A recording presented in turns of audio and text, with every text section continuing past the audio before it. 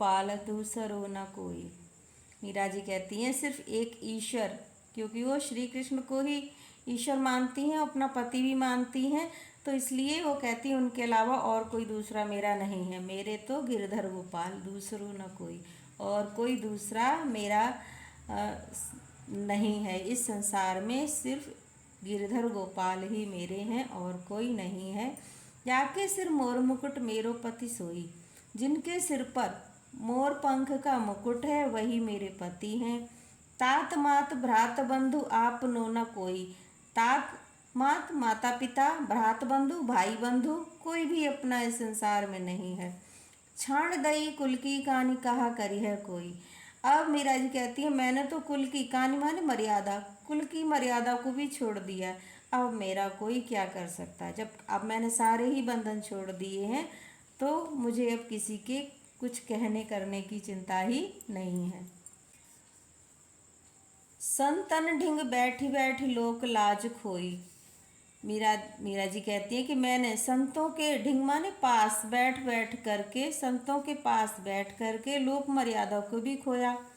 आंसुअन जल सींच सींच प्रेम बेल बोई, और इस कारण से जो उनके संबंधी जो कुछ भी कहते थे उसके लिए आंसुओं के जल से ईश्वर के प्रेम में आंसू बहा बहा कर, तो सींच सींच प्रेम बेल बोई, ईश्वर से प्रेम की बेल बोई थी।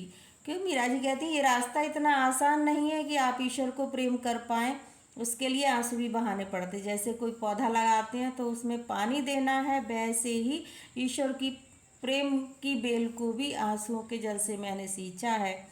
अब तो बेल फैल गई आनंद फल होई, और अब तो वो बेल बड़ी हो गई है। जैसे कि बेल बड़ी हो जाती है, फल लगने लगते हैं, वैसे ही मेरी ये प्रेम की बेल भी फैल गई है और आनंद रूपी फल उसमें अब लगने लगे हैं।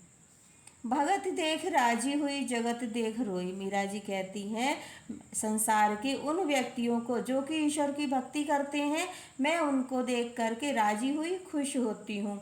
जगत देख रोई, जगत देख रोई का अर्थ है कि संसार में फंसे हुए लोगों को, लोभ लालच काम क्रोध माया मोह आदि सांसारिक विषयों में फंसे हुए लोगों को देख करके मुझे बहुत ही दुख होता है।